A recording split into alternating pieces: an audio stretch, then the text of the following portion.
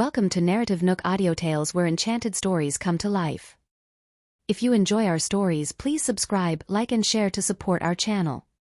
Enjoy listening. When Snow heard that, she frowned a little as she silently pinched her sister.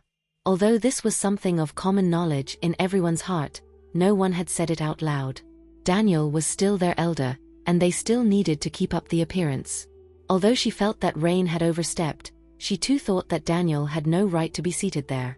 This was the common consensus, so she did not stop Rain from finishing what she said. In any case, even Mr. Riddle Sr. usually acquiesced to this. Rain then said, "Hey Nicole. Why don't you get up and make way?" Nicole did not even look at her as she slowly drank the bowl of hot soup in her hand. Her delicate face bore no expression at all. Gloria had said that she needed to drink it while it was still hot. Seeing that Nicole was ignoring her, Rain was so angry she walked over to pull Nicole away. A cold glint appeared in Nicole's eyes, but at this moment, Mr. Riddle Sr.'s extremely chilly voice rang out. "Rain, who taught you to speak of your Uncle Daniel like that?" Rain had already stretched her hand over, and when she heard Mr. Riddle Sr. asking her this, a look of consternation appeared on her face. Hadn't Grandpa always turned a blind eye to the fact that everyone looked down on Uncle Daniel's family? When Mr. Riddle Sr. said that, his eyes turned toward Dylan and Karen. The look on his face was self-evident. In his eyes, Snow and Rain were still young, and all of the problems were from this son of his. When Karen saw Mr. Riddle Sr. asking that, she was already dissatisfied that both she and Dylan had been left out, so she muttered, "Isn't that the truth?" Mr. Riddle Sr.'s hearing was very good and immediately caught Karen's disgruntled voice. His voice instantly grew several degrees colder as he said, "Oh, the fact is that you guys are fighting for free seating spots. This is how you lot usually treat Daniel." His mind and energy had always been on the Riddle Corporation, so he naturally had more contact with the sons who were working there. It was inevitable that he somewhat neglected his youngest son, but he had never thought that his youngest son was useless, much less allow a young generation to speak to his son like that. When Karen heard this, she brusquely responded, "Dylan is working hard to feed this freeloader, and we are supposed to deal with his whims?" Dylan sat by the side. A look of self-contentment appeared on his face. "As long as I'm in the company, my position is always higher than Daniel's," he thought. When Preston heard this, he snorted out loud. He knew that his father was doing nothing at all in the company. Forget working. It was already a blessing if he did not cause trouble. Steve's expression, too, turned chilly. After all, the one who really kept the company's operations running was Sean. What does that have to do with Dylan? The latter would push things around when things get tough, and he did not want a position in name only. Mr. Riddle Sr. was clearly aware of this as he looked at Dylan, and a look of disappointment that was difficult to hide gradually appeared. His voice was cold and impassive. "I've already retired, and by your words, shouldn't I give my position up as well and let Dylan take over instead?" When he said that, even Damien's expression changed in an instant. Dylan turned pale in fear. He did not expect Mr. Riddle Sr. to say such a serious thing as he pulled Karen up to apologize. Karen did not think she was wrong as she tried to push Dylan away as he pulled her up. "What are you doing?" Dylan was so pissed off at this woman that he almost wanted to scream in anger. "Apologize to Dad now." Even though Mr. Riddle Sr. was not in the company, he was the true chairman of Riddle Corporation's board. If he said something like this, the old man might already have some thoughts about him. Although Dylan was not the sharpest tool in the shed, he still had a keen eye for people's moods. When Karen was yelled at by him, she looked at Dylan in disbelief. She could not believe that he dared to treat her like this. She had married down to the Riddle family, and Dylan had always been treating her like she was on a pedestal. He had never spoken to her with such a tone before. She thought. She looked at Dylan as she roared, "Dylan Riddle, fine. Just you wait." As she said that, she left the room fuming and slammed the door shut with a loud bang. Dylan's expression grew even more sullen as he said respectfully to Mr. Riddle Sr., "Dad, Karen is being immature there. Please don't take this to heart." Mr. Riddle Sr. looked at him with clear dissatisfaction. "You're this old now, and you still look down at Daniel. You not only fail to teach your children manners, you can't even control your wife." Cold sweat was flowing down Dylan's face as he quickly said, "Dad, it's all my fault. I will change." Mr. Riddle Sr. snorted as he looked away from Dylan and said coldly, "Enough. I'm tired. Since everyone has seen it already, let's go downstairs to eat." He originally wanted to say something to his grandchildren, but now he felt that his strength was spent, and he wanted to get a good rest. Nicole suddenly felt that Mr. Riddle Sr. was quite pitiful. He was so ill, yet so few people cared about him. Even when he came home, he still needed to preside over the overall situation, to look after the younger generation. The Riddle family sure lacks the human touch. Dylan, being ignored, simply just stood that awkwardly. He had lost all face, and when he looked at Daniel, a trace of hatred flashed across his eyes. It was because Daniel was in the limelight this time that the old man cared so much about him. "You want to step on me? No chance." It was only then did Snow and Rain realize that Grandpa's attitude toward Uncle Daniel had changed. Everyone went downstairs, and they hurriedly went to their father to ask, "Dad, what's going on?" Dylan glared angrily at Snow as he spat. "It's because you are useless," and allowed Nicole to grab the limelight. Now Daniel's entire family has gotten the old man's favor. We can only stand on the sidelines now. Snow was distressed being chewed out by Dylan like that, but she dared not say anything. She begrudgingly gave Nicole a glare. The latter, seemingly sensing it, looked back at Dylan's family as she sat down and let out an impassive look on her face. Just as Dylan was about to take his seat, Nicole suddenly spoke. "Uncle Dylan, let's not rush to sit down first." She casually leaned back, her voice impassive as if she was just stating a fact. "Since everyone is here, it's time to fulfill your promise, Uncle Dylan. You still remember what you said to me outside the ward that time?" Damien was seated on the main seat as a glint appeared beneath his glasses. He seemed to recall something and gave Nicole a strange look. He never thought that she would remember this. Remembering aside, she really wanted to pursue the matter. Samuel, too, seemed to be reminded of something as he suddenly said, "Yeah," Uncle Dylan said. Before Samuel could finish speaking, Dylan's face had become extremely sullen. How could he not remember that thing he uttered like a curse? He thought that since Mr. Riddle Sr. was cured, he could get away with it. He totally did not expect Nicole to bring the matter up at this moment. Nicole was calm as she looked at Dylan's look of revelation as she said, "Uncle Dylan, let's get it done." Dylan gritted his teeth as he looked at Nicole with a gaze of extreme hatred. When she saw this, Snow could not help but ask, "Nicole, what are you talking about?" She was not there and did not know what Dylan had promised. Yet when she saw her father's look of wishing he could kill Nicole, she could faintly sense something was not right. Nicole did not speak as Steve gently wiped the corner of his mouth with a napkin and said matter-of-factly as he recounted what Dylan said the other day. "If you can cure the old man, I will kneel down to you." Snow's expression changed instantly. She had not expected her father to make such a ridiculous bet. Damien looked at Dylan before him and just let out a deep sigh in the end. Seeing that his elder brother was not going to speak up for him, Dylan's heart turned cold. Everyone heard what he said the other day, so he could not deny it even if he wanted to. He gritted his teeth as he hissed at Nicole. "Nicole, how dare you? Is this how you treat your elders?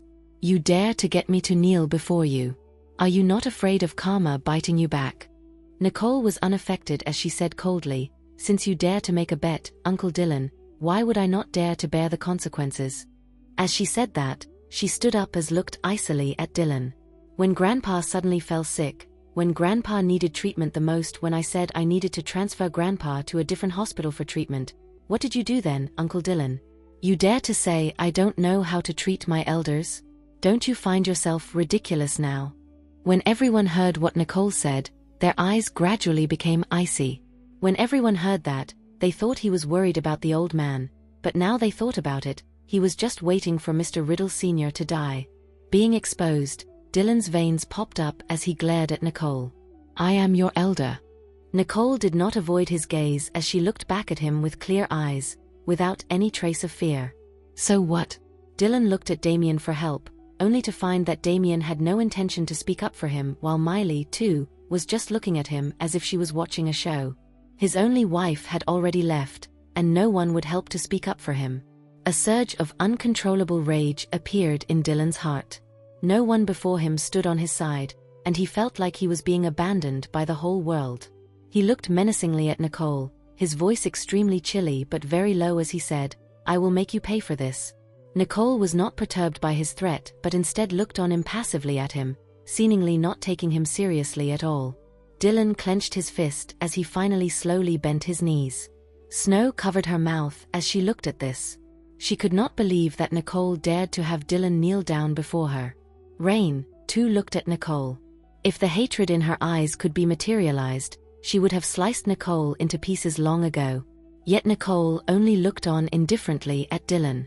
His knees were already sinking downwards as his body leaned forward, and his hands down as if he had given up the struggle. Seeing that his knees were about to hit the ground, Dylan's lowered eyes were filled with resentment. "I will repay this humiliation today many times over." Seeing this, Preston frowned slightly as he looked at Nicole with a trace of disapproval in his eyes. Yet, just as Dylan's knees were about to hit the ground, Nicole suddenly stretched her leg out and kicked his kneecap. She had a good measure of her strength, ensuring that he would stand up straight and the kick would not hurt his knee. He raised his head and looked at Nicole in shock, but she had already walked back to her seat. She had only wanted to teach Dylan a lesson and did not plan to let him really kneel before her. She would only feel more disgusted if he really did that. On the side, both Daniel and Gloria heaved a sigh of relief, and a trace of gladness appeared in their eyes. "As expected of our daughter. She is both decisive yet measured."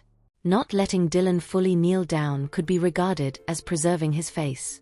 Sean, Steve, and the others too let out a gentle sigh of relief. Although they did not agree with Uncle Dylan's behavior, he was still their elder, and it did not feel right for them to watch him kneel down like that. Nicole did not care what the others were thinking as she picked her fork and knife up normally and gave Damien an inquiring look. Damien was temporarily taking over Mr. Riddle Sr.'s place as he lowered his head and said, "Let's eat." Damien, who had always been happy to be the presiding host, did not even mention what happened earlier at this moment. Dylan stood there as he gave Nicole a complicated look. There was hatred, confusion, and doubt, but there was not a single shred of gratitude. He slowly went back to his seat and said nothing as his knuckles turned white from exerting his strength. Snow and Rain sat by his side. After seeing that scene, none of them have any appetite to eat. Yet, without knowing what Mr. Riddle Sr. was thinking, they dared not leave just like that. Nicole ate very quickly. She was a small eater and put down her utensils not too long later. She did not plan to leave the dining table so soon. Seeing that everyone was still eating, she quietly took out her phone, put on her earpiece, and did something. Samuel, too, was eating, but he could sense that she had stopped eating. He originally looked over out of concern for his little sister, yet when he saw what he saw, he almost spat the food in his mouth out. "Oh, Nicole, you play Thrones too? And she's playing like a noob." Looking at the death counter on the top of the character user interface, Samuel could not believe his eyes. The game had only just started for 5 minutes, and Nicole had already died 8 times in the solo lane. "Is this the same very capable little sister of mine?" Nicole did not say anything as she calmly controlled her sharpshooter alongside the bushes, seemingly wanting to ambush the opposing swordsman. Yet the latter simply just rushed into the bush and sent her packing with 2 strikes.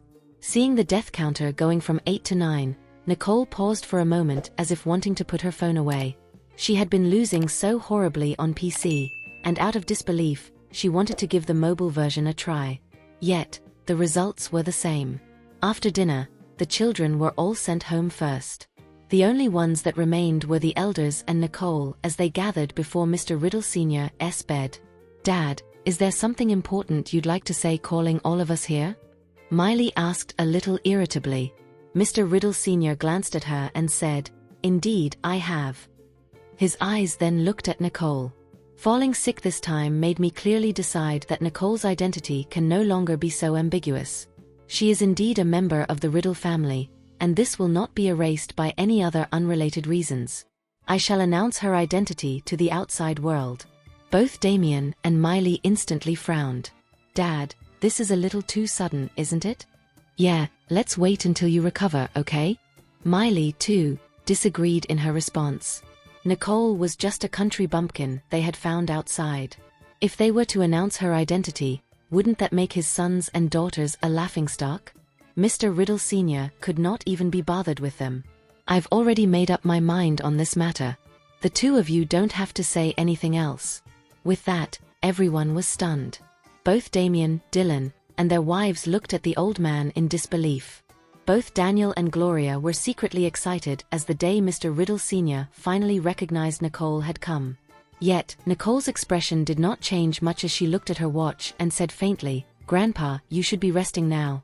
When everyone was eating in the dining room, he too was fed a liquid diet, which meant that he had not rested until now, and she could not let him exert himself any longer. Miley gave Nicole a disagreeing look. "Nicole, you are just a child. How can you use such an imperative tone toward your grandfather?" She was trying to provoke Mr. Riddle Sr.'s dissatisfaction with Nicole and waiting to see her being scolded by the old man. Yet, Mr. Riddle Sr. instead listened to Nicole. He was not only not angry, but he also nodded in agreement as well as he slowly laid down. Nicole's timing was impeccable. He had indeed felt a little tired and wanted to have a good rest. Seeing him lying down, Daniel quickly covered him with a quilt. "Dad, have a good rest. We'll head back first." Seeing that, Damien, Miley, and the rest could only leave together. As the door closed, Damien looked at Daniel and his wife hogging the limelight today and felt a little irritable. Chloe did not rush back to see Mr. Riddle Sr. wake up. If she had been around, the limelight would not have been Nicole's alone. As he thought of this, he gave Miley a glare. This was the good daughter she raised. The daughter was only busy with work all day and not unlike a country girl who knew when to flatter someone. Everyone went downstairs. Nicole planned to go straight back to school and did not intend to stay the night at the Riddle family manor. Seeing her in such a hurry, Daniel felt a little distress. "You really need to get a good rest once you get back tonight." Nicole looked at her father's worried expression and replied softly, "I'm not tired. I still need to catch up on classes when I go back to school." Gloria, too, gave her a pained look. "You're going back just to study?" Nicole said somewhat helplessly. "The monthly exam is soon."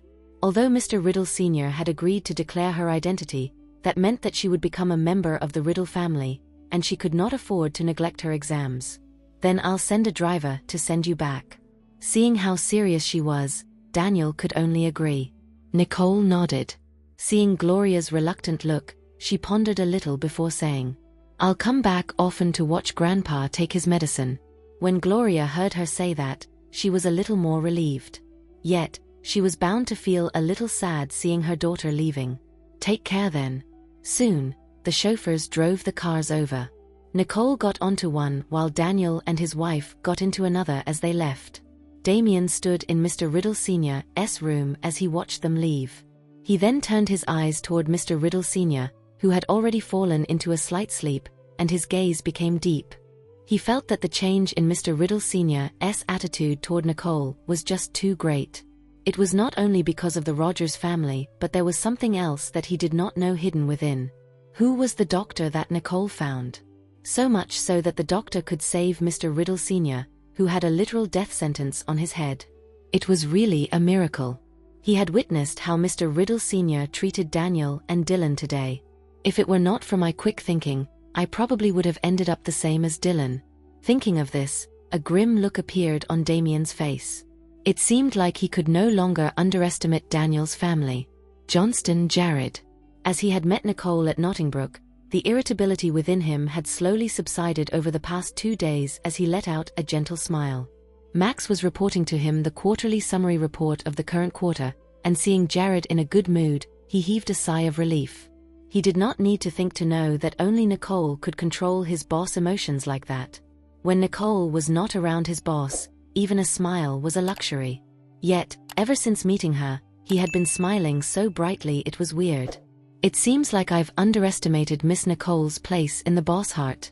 Jared did not care about him being distracted as his phone suddenly lit up as a message came in.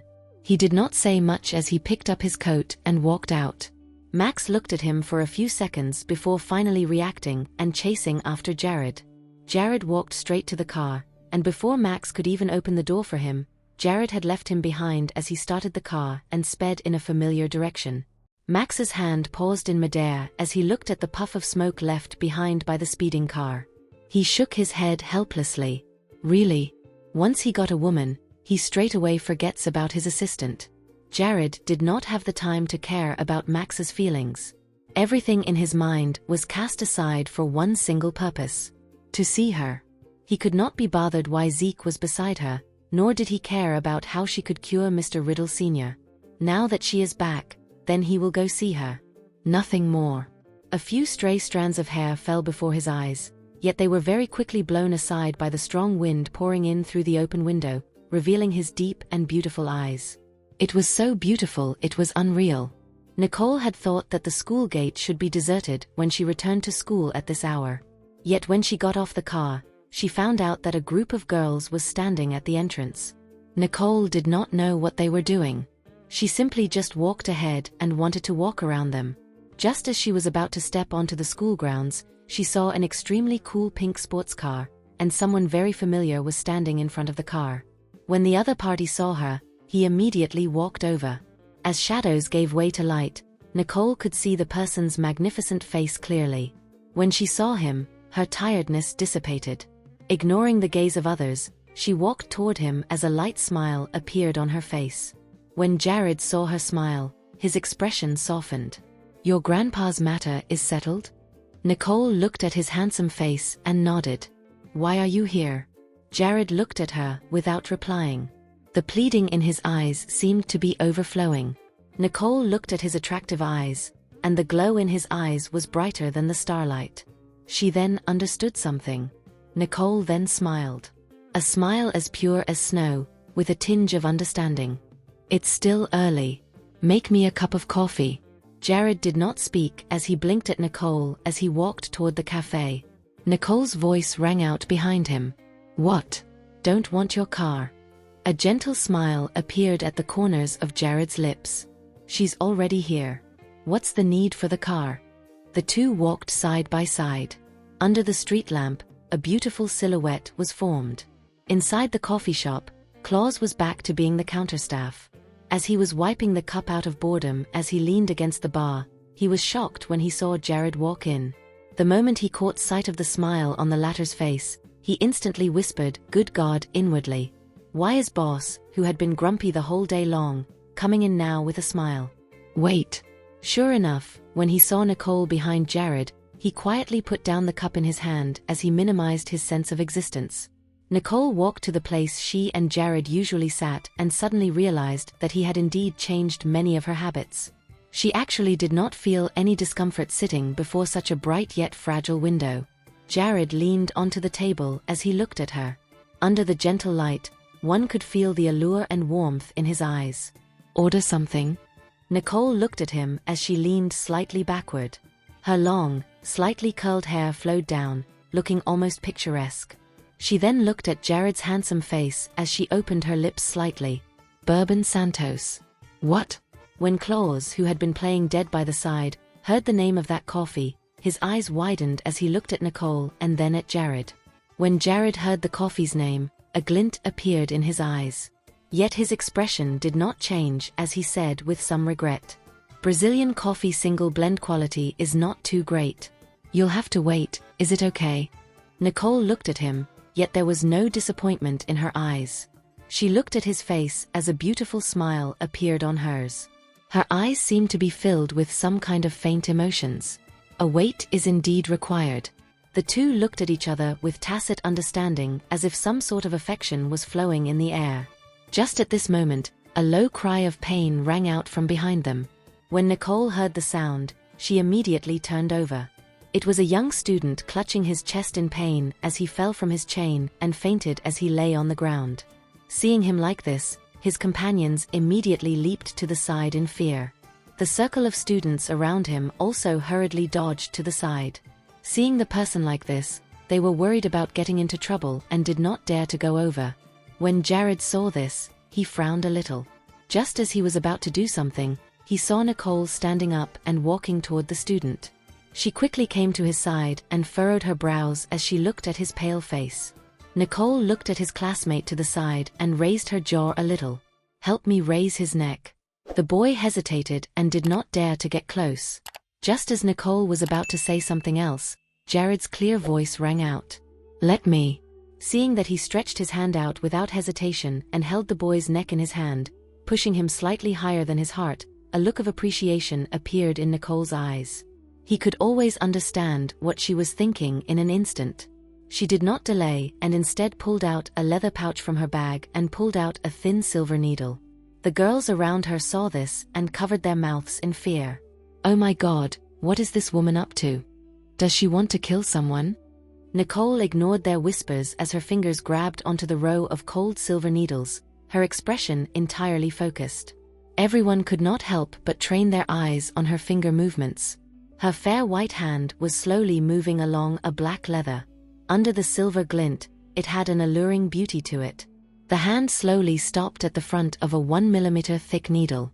With a slight force from her index and middle fingers, she pulled that needle out between her fingertips. The glint reflected on Nicole's face as she carefully held the needle between her fingers and, with a flick of her hand, gently pierced onto the center of Jimmy's brow. Her movement was smooth, without any sign of rust or shaking. Everyone watched with bated breath at this beautiful yet dangerous scene, and no one dared to exhale. Even so, a rather shrill female voice suddenly came from the back. Nicole? What are you doing here pretending that you know the needle technique? Do you want to kill him? There were already questioning voices within the crowd, but they were all fascinated by Nicole's elegant movements and forgot about it. Now that the female voice mentioned it, they started to look at Nicole with a trace of doubt in their eyes. For her to stick such a thick needle into him, she isn't saving him but killing him. Plus, most of the people there were students, and some of them recognized Nicole. And soon, confrontational voices started to appear among the crowd as they looked warily at Nicole with a faint look of fear in their eyes. Let's call an ambulance and get professional medics to save him. Yeah. This Nicole is a loser who doesn't know anything. What should we do if he dies? Let's call an ambulance. We cannot trust Nicole. The first girl who spoke gleefully watched the look in the eyes of the crowd, slowly turning from admiration to disgust as she continued to pour fuel into the fire. Hurry up and pull him aside. If Nicole kills him, all of you here will be accomplices. Those people looked at each other as they gritted their teeth upon hearing that. They had to do it. They cannot allow themselves to be tagged as an accomplice to murder. They walked over and scrambled to try to move the fainted boy away. A cold glint appeared in Nicole's eyes as she looked at the girl. The chill in her eyes was enough to freeze the latter's blood. She recognized her. This was the girl who was chased out after trying to strike up a conversation with Jared last time. She still had the cheek to show up here. The girl trembled as she caught Nicole's gaze, yet she still held on to look back at Nicole. There was no trace of guilt in her eyes, only jealousy and glee. Nicole was outnumbered, and with the crowd now Nicole's enemy, she wanted to see what she could do to her. Who asked her to seduce the man I liked? Nicole looked at the foolish crowd rushing at her, and just as she was about to say something, a faint voice rang out. Don't move, all of you. Jared, who was opposite Nicole, lazily raised his eyebrows as his presence was in full force. His tone was extremely plain, yet it inexplicably caused everyone rushing forward to all subconsciously stop moving. They felt that if they were to rush over, something terrifying would have happened. The surroundings finally became quiet as Jared looked at Nicole with a look of comfort and trust in his eyes. Go on. A faint glimmer flashed in Nicole's eyes as she wasted no time. Her moves were steady and accurate as she plunged the needles into the various nerve points. She was quick, her strength measured but not heavy. She slowly twisted and turned the needle with no trace of blood flowing out of the place she pierced. Seeing that she had already started, even though everyone there was both disdainful and disgusted, they were so terrified they closed their eyes, not wishing to witness this cruel scene. Nicole's expression did not change as she pulled out another 2 needles. This time, the needles were half as thick like the one before and were extremely sharp. She quickly pierced the needles into the boy's shoulder, and this time, she did not let up on her strength and pierced it into his body. Soon, a faint color of blood could be seen. The nerve led to the brain. She then moved her finger to the back and pulled out the last silver needle. That silver needle was so thin it was almost invisible. Yet it was almost 20 centimeters long. She gently held it between her fingertips. This time, she slowly inserted the needle into the boy's chest cavity. straight down and unblocking his heart. With 4 needles in, 10 seconds in, the boy took a deep breath as if his throat was stuck by the backflow of air. Nicole quickly pulled out the needles and gave the boy a powerful slap on his back. He instantly spat out a mouthful of black blood. His complexion, however, visibly improved with only the black and blue beneath his eyes and the dark yellowish tint between his eyes, revealing his physical weakness. His chest quickly recovered to its normal tempo as he slowly opened his eyes. The first thing he saw was Nicole. Jimmy looked at the beautiful snow-white face before him in a daze as he mumbled, "Is this heaven? Otherwise, how can I meet an angel?" Nicole said faintly, "No. You are still in the Royal Creek Institute, and it's almost time for the exam." She looked at his stunned face, her voice extremely flat. "Don't overdo everything. The same goes for your revision. Get up early and exercise. You still have a long life to live, so take good care of your heart." After saying that, she placed the exercise book in her hand onto his face, covering his somewhat confused face. She looked at Jared, and he immediately let go. Suddenly bereft of support, the boy's head knocked against the ground with a thud. That knock seemed to have woke him up as he held his exercise book and seemingly realized something. Seeing that he was fine, everyone could not help but laugh. After that, all of them realized something like the look in their eyes toward Nicole changed.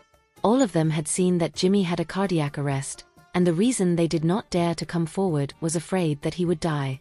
They knew very well that even if they called the ambulance, it would be too late, even if it only took the ambulance 10 minutes to arrive. Fortunately, Nicole was around to save his life. Recalling that they were almost instigated by someone to stop Nicole, the group clenched their fist as they wanted to catch that instigating girl. However, she had already fled long ago. Nicole and Jared stood up and looked at each other. Jared smiled slightly, and Nicole's expression too softened somewhat. How could she not be touched by Jared's unconditional trust in her? Jimmy lay on the ground and finally figured out what had just happened. He sprung up and felt his heart that was beating once more. He looked glad to have survived. "I really thought I was as good as dead when I had a cardiac arrest just now. Thankfully, she saved me," he thought. He watched Nicole's slender and tall figure with a perplexed expression. Jimmy was a huge fan of Snow Riddle. When the news of Snow Riddle being bullied by Nicole surfaced on the forum, he was outraged and indignant. Not only did he continuously smear her reputation online, but he also flung a heavy stone at Nicole's house one night. He was even a little displeased when Nicole flexibly dodged it. "I was so close, how did she get so lucky?" he thought at the time. However, now that he was feeling his alive and beating heart, cold sweat poured down his forehead. "Nicole isn't the lucky one. I am. I almost killed my savior," he thought. Jimmy paled further at the thought of this. He felt his heart constricting once more and almost fainted again. Nicole noticed his discomfort. With a solemn expression, she retrieved a small white tablet from her pocket. Then, she broke it in half, walked up to Jimmy, and stuffed half of it into his mouth. After that, she shouted at the people who came with Jimmy, "Water!" They quickly turned around and handed Nicole the water in front of Jimmy. Nicole had a blank expression. After taking the bottle, she grabbed Jimmy by his jaw and poured water into his mouth. After Jimmy had swallowed the drug, it took effect very quickly. He took a deep breath before turning to look at Nicole with a troubled look in his eyes. However, he realized that at the end of the day, what she did for him was far greater than his ego. He lowered his head and bowed deeply at Nicole. "Thank you for saving me, Nicole." Jimmy thanked her but did not get up. He gritted his teeth and continued speaking. "One more thing, I was the one who threw that stone previously. I'm so sorry. I must have been blind." How could Nicole, someone who saved a person she did not know, bully the gentle-looking Snow Riddle? Plus, there was only one photo. I didn't even get to see what happened before and after. Why was I stupid enough to be manipulated by these people? Jimmy revealed a pained expression at the thought of this. After his near-death experience, he felt as though he had flipped on a switch. Everything that confused him was as clear as day to him now. Nicole looked at his genuinely regretful expression. She, on the other hand, was not bothered. "I was about to forget the incident from that day if he didn't bring it up," she thought. She merely patted his shoulder after hearing his words. Considering how he had a near-death experience, her tone actually sounded a little gentle. "It's all right. I forgive you." Jimmy initially thought that Nicole was a difficult person and that a storm would be awaiting him. He never expected to be forgiven this easily. Her forgiveness made him want to cry.